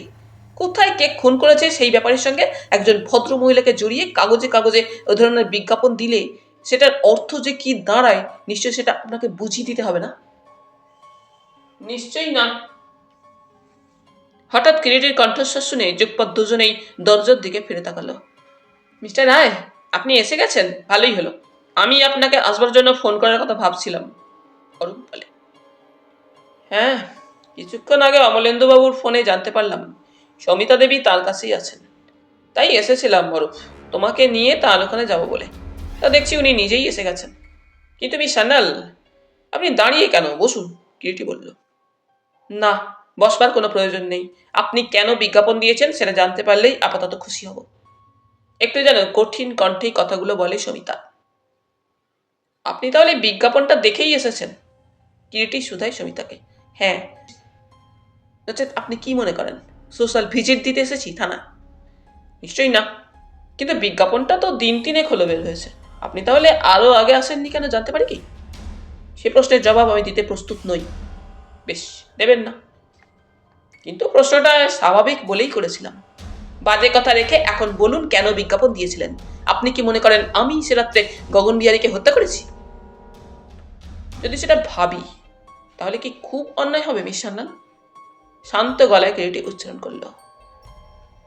কিরিটির স্পষ্টোক্তিটা হঠাৎ যেন সমিতাকে স্তব্ধ করে দেয়। সমিতা কয়েক সেকেন্ড কিরিটির মুখের দিকে তাকিয়ে থেকে বলে, আই সি। তা হঠাৎ আমাকে সন্দেহ করলেন কেন জানতে পারি কি? প্রথমত, আপনি পুলিশের কাছে যে জবানবন্দি দিয়েছেন সেদিন এবং আমাকেও যা বলেছেন সেটা অকপট সত্য নয়। মানে মানে আপনি খুব ভালোভাবেই সেটা জানেন। এবং দ্বিতীয়ত, আপনার হঠাৎ নিরুদ্দেশ হয়ে যাওয়া। নিরুদ্দেশ হয়ে গিয়েছি এ ধারণা আপনার হলো কেন? ব্যাপারটা সাদা চোখে বিচার করতে গেলে তাই কি মনে হয় না? ভয় পেয়ে আপনি হঠাৎ গা ঢাকা দিয়েছিলেন। গা ঢাকা দিয়েই যদি থাকি নিশ্চয়ই তাহলে আজ আমি এখানে আসতাম না। যাক সে কথা। একটা প্রশ্নের আমার জবাব দেবেন কি? কি প্রশ্ন? 1 নম্বর, সে রাত্রে মানে দুর্ঘটনার রাত্রে আপনি রাত 10:45 নাগাদ মরালি সংঘ থেকে বের হয়ে কোথায় গিয়েছিলেন? কোথাও আমি বের হইনি ওই সময়। বের হয়েছিলাম রাত 12:30টায়। না, 10:45টায় বের হয়ে আবার রাত 12টা নাগাদ আপনি ক্লাবে ফিরে যান এবং সে প্রমাণও আমাদের হাতে আছে। প্রমাণ?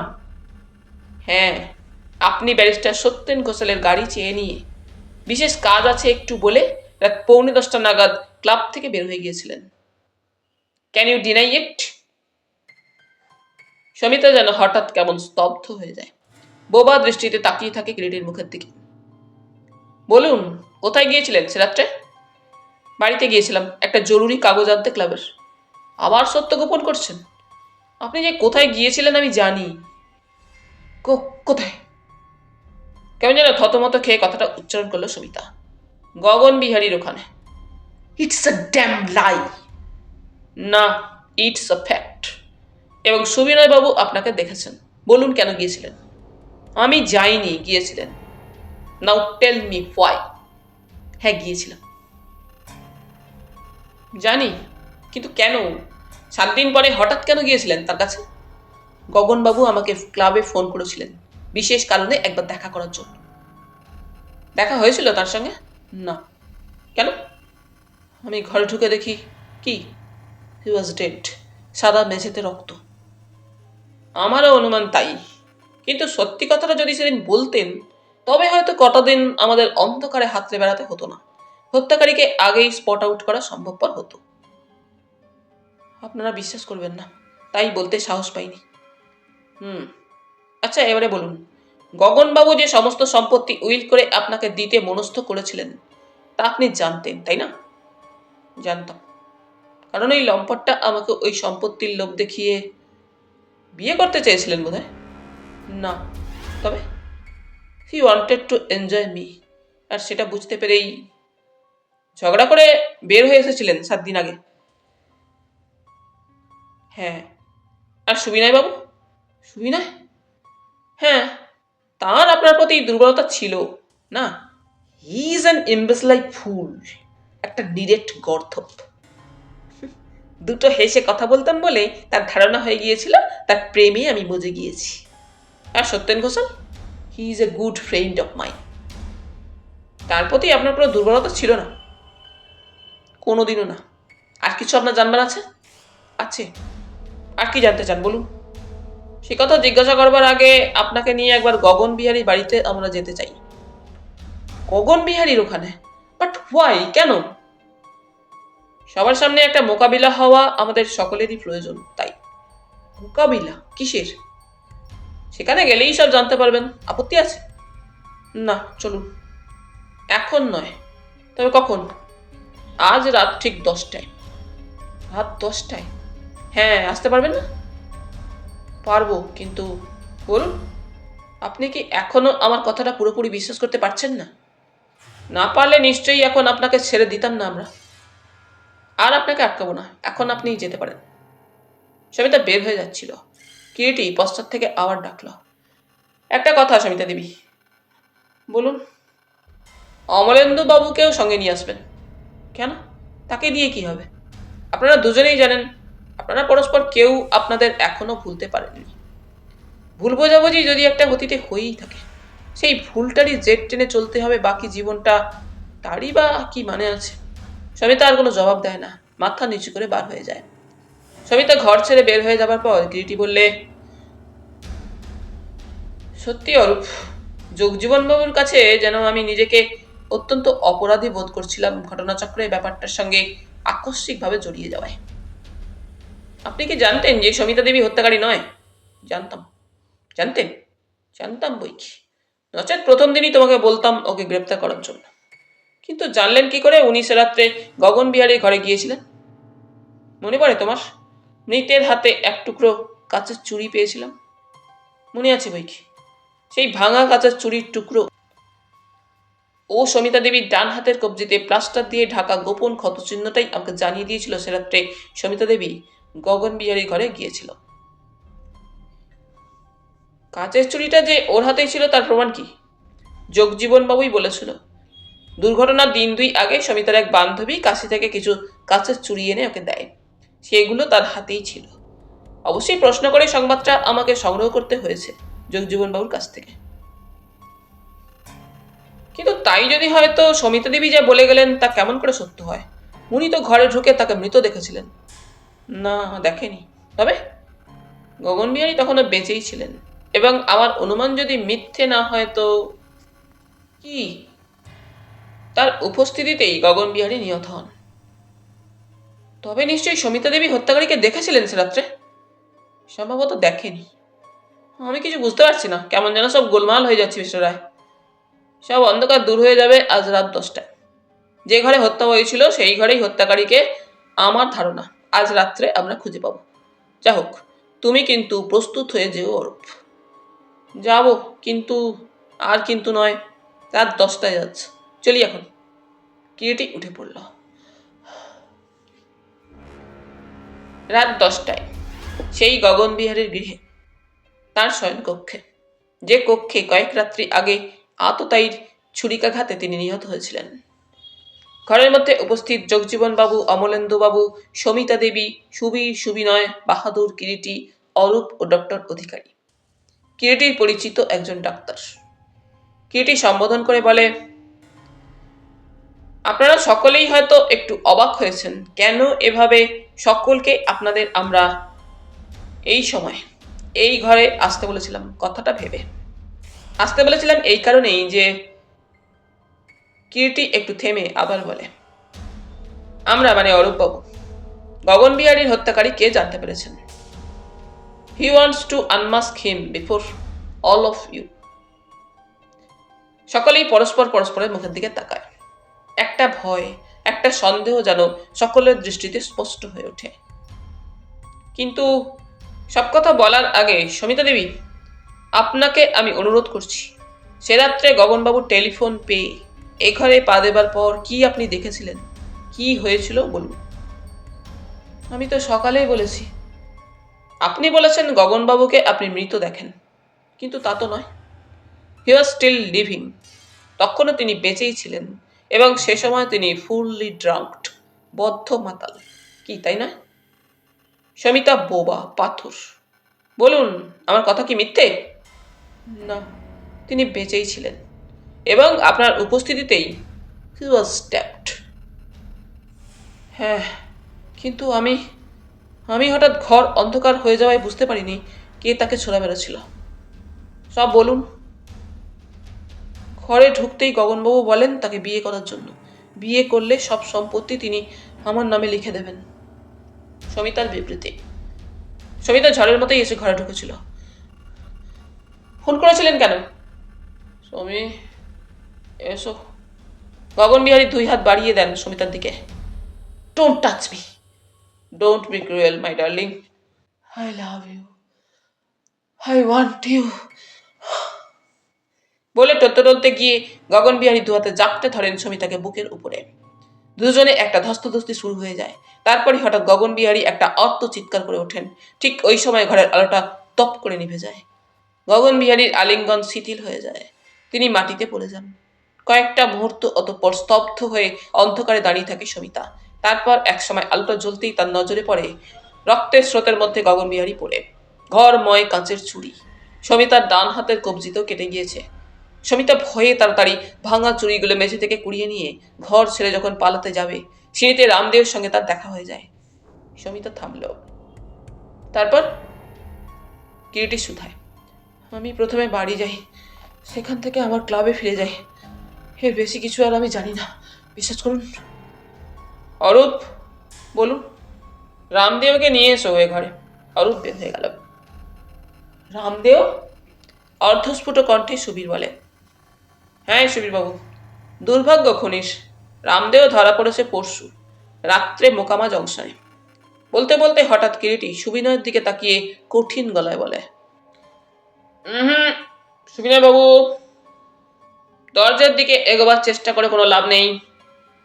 The cat is already out of the bag. তাছাড়া এবারই চারিদিকে পুলিশ। অরূপ এসে ঘরে ঢুকলো রামদেবকে সঙ্গে নিয়ে। মাত্র কটা দিনেই লোকটার চেহারা যেন শুকিয়ে গিয়েছে। এক মুখ দাড়ি, রুক্ষ চুল, মলিন বেশ, চোখের কোলে কালি, বিষণ্ণ ক্লান্ত। অরূপ, তুমি সঙ্গে করে যে লৌহ বলাই এনেছো সে দুটি আমাদের সুবিনয় বাবুর হাতে আপাতত পরিয়ে ওকে নিশ্চিন্ত করো। কিরিটির কথায় অরূপ যেন কেমন ভ্যাবাচাকা খেয়ে যায়। সুবিনয় বলে ওঠে, এসবের মানে কি কিরিটি বাবু? আপনার কি ধারণা আমি মামাকে হত্যা করেছি? ধারণা নয় সুবীর বাবু, ইটস আ ক্রুয়েল ফ্যাক্ট। কই অরূপ? অরূপ এগিয়ে সুবিনয়ের হাতে হাত করা পরিয়ে দিল। সুবীর বলে ওঠে ওই সময় এতক্ষণ পরে, সুবিনয় তুমি? তুমি তাহলে কাকাকে খুন করেছো? এ মিথ্যে, মিথ্যে সুবিদা, চেঁচিয়ে ওঠে সুবিনয়। কিরিটি এবারে রামদেওর দিকে তাকালো। রামদেও? রামদেও কেমন যেন ফ্যাল করে চেয়ে থাকে কিরিটির মুখের দিকে। ডক্টর অধিকারী, বলুন। সঙ্গে আপনার সিরিঞ্জ ও প্যাথিডিন অ্যাম্পুল একটা এনেছেন তো, যা আনতে বলেছিলাম? হ্যাঁ। রামদেওকে একটা প্যাথিডিন ইঞ্জেকশন দিন। সবাই নির্বাক। ডক্টর অধিকারী কিরিটির নির্দেশে রামদেওকে একটা প্যাথিডিন ইঞ্জেকশন দিয়ে দিলেন। মিনিট কয়েক পরেই রামদেওর চেহারার পরিবর্তন হয়। চোখের মণি দুটো চকচক করতে থাকে। রামদেও, কিরিটি আবার ডাকে। জি? বলো, সে রাত্রে তুমি কেন পালিয়েছিলে? আমি বলছি, তুমি তোমার সাহেবকে খুন করনি, তুমি নির্দোষ। আমি খুন করিনি, আমি খুন করিনি। বললাম তো আমি তা জানি। আমিও সে রাত্রে বারবার বাবুজিকে, সুবিনয়কে দেখিয়ে বলেছিলাম আমি কিচ্ছু জানি না, আমি খুন করিনি, কিন্তু উনি বললেন উনি দেখেছেন আমাকে খুন করতে সাহেবকে, পুলিশকে উনি বলে দেবেন, সেই ভয়েই আমি পালাই। কিরিটি বলছিল, রুক্মিণীর যৌবন 3 জনকে আকর্ষণ করেছিল, প্রৌঢ় গগনবিহারী আর যুবক সুবিনয় ও সুবীর। তবে সুবীর ভীতু প্রকৃতির, কিন্তু রুক্মিণী গভীর জলের মাছ। সে কারো কথা কারো কাছে না বলে দুজনকেই নিয়ে খেলিয়েছে। রামদেও মিলিটারি ফেরটা রকচটা লোক। ব্যাপারটা কোনো ক্রমে জানতে পারলে ছোড়া বসিয়ে দেবে বুকে। তাই সুবিনয় কৌশলে রামদেওকে পেথিডিনে অ্যাডিক্ট করে ক্রমশ তাকে হাতের মুঠোর মধ্যে নিয়ে আসে। সুমির ভীতু প্রকৃতির আগেই বলেছি, সে বেশি দূর অগ্রসর হবার সাহস পায়নি, কাজেই সুবিনয়ের আরও সুবিধা হয়ে যায়। তারপর অরূপ জিজ্ঞাসা করে, কিন্তু গোপন প্রেমের যা শেষ পরিণতি, শেষ পর্যন্ত তাই হয়েছিল। গগনবিহারী ব্যাপারটা জানতে পেরে গিয়েছিলেন, এবং সে জানাটা আদৌ তার পক্ষে আনন্দের হয়নি।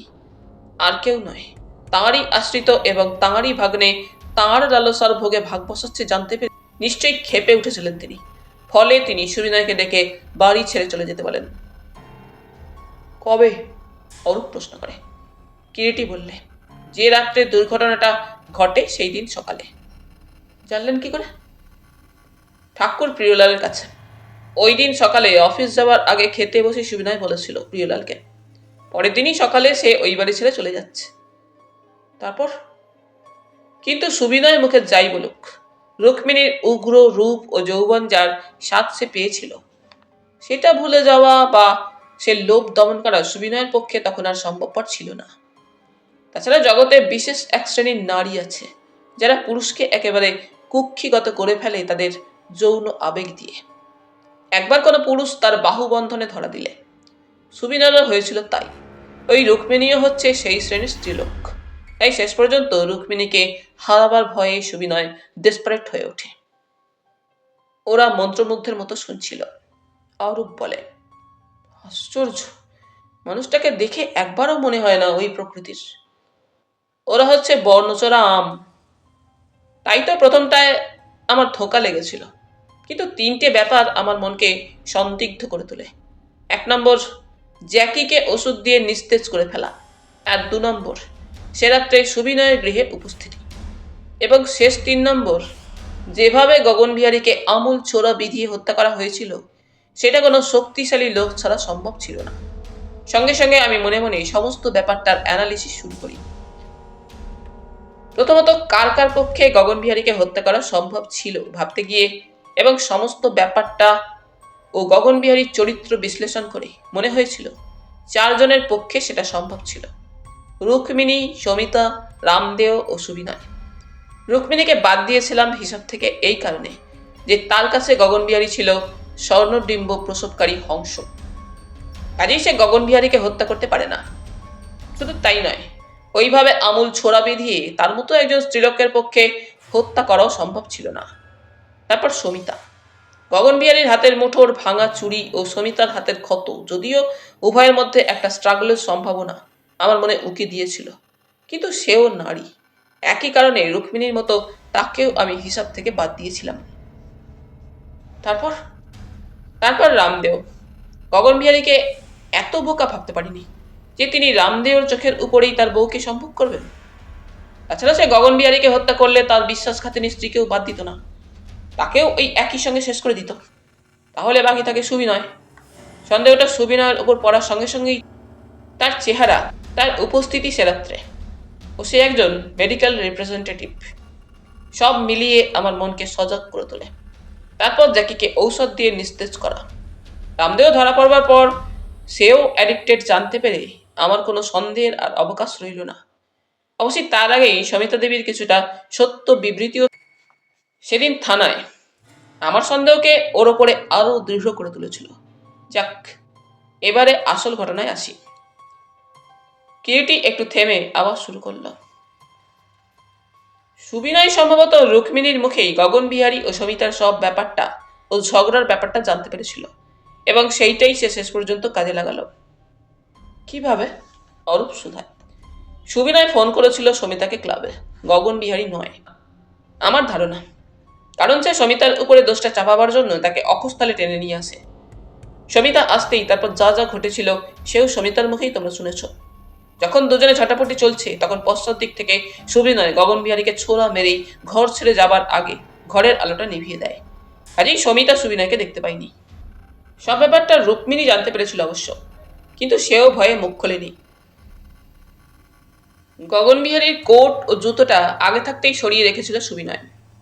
একটা গায়ে ও একটা পায়ে দিয়ে হত্যা করেছিল, যাতে পুলিশের কুকুর ও জ্যাকিকেও ধোকা দিতে পারে।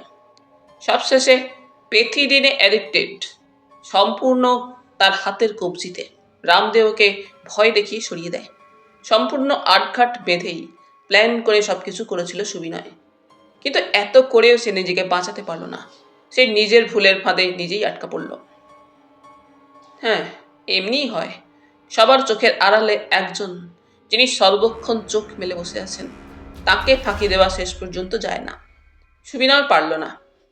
ভুলের কথা বলছিলাম না? প্রথম ভুল সে করেছিল জ্যাকিকে ঘুমের ওষুধ দিয়ে ঘুম পাড়াবার চেষ্টা করে, যদিও তা পুরোপুরি সম্ভবপর হয়নি। দ্বিতীয় ভুল, রামদেওকে ভয় দেখিয়ে সরিয়ে দিয়ে। পাছে নিজে ধরা পড়ে যায় এবং সে যে আগে রামদেওকে পেথিডিনে অ্যাডিক্টেড করেছে সেটা কোনো ক্রমে প্রকাশ হয়ে পড়ে। রামদেওকে খুন করে ফেললেই তো একেবারে ল্যাঠা চুকে যেত, অরূপ বলে। তা যেত, কিরিটি বলে, কিন্তু তখন আর সেটা হয়তো সম্ভবপর ছিল না। অবশ্যই সে যদি আগে রামদেওকে শেষ করত, তবে চট করে হয়তো রামদেওর প্রবলেম তার সামনে এসে দাঁড়াতো না। কিন্তু সেরকম পরিকল্পনা হয়তো ওর মাথায় আসেনি। রামদেও পুরোপুরি তার হাতের মুঠোর মধ্যে ছিল বলে রামদেওর ব্যাপারটা পরে কোনো এক সময় মেটাবে মনে করে রামদেওকে তখন হয়তো শেষ করেনি।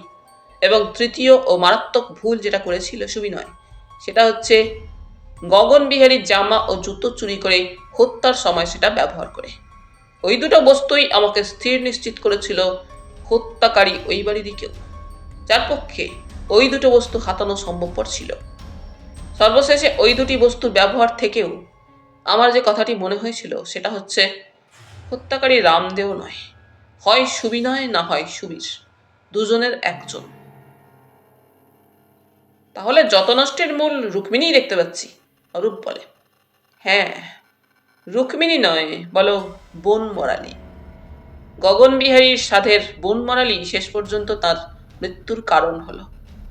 কিরিটি থামল। পরের দিন প্রত্যুষে লেকে দেখা হলো যোগজীবন বাবুর সঙ্গে কিরিটির। এই কদিন ভদ্রলোক লজ্জায় বেড়াতেও আসেননি লেকে, সকালে বোধহয়। রায় সাহেব, যোগজীবনের ডাকে কিরিটি ফিরে তাকায়। সমিতা দেবীর খবর কি সানাল মশাই? সে অমলেন্দুর ওখানেই আছে। মিটে গিয়েছে তাহলে? তাই তো মনে হচ্ছে। যাক। পাশ থেকে যোগেশবাবু বলে উঠলেন, তাহলে শেষ পর্যন্ত মধুরেণ সমাপয়েত। ফণীবাবু বললেন, আজকালকার পোলাপান কি যে ভাবে আর কি যে করে। কিরিটি শেষ করে কথাটা, বোঝাই যায় না।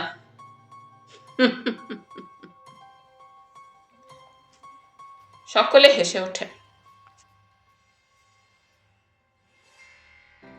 তাহলে বন্ধুরা, আজ এই পর্যন্তই।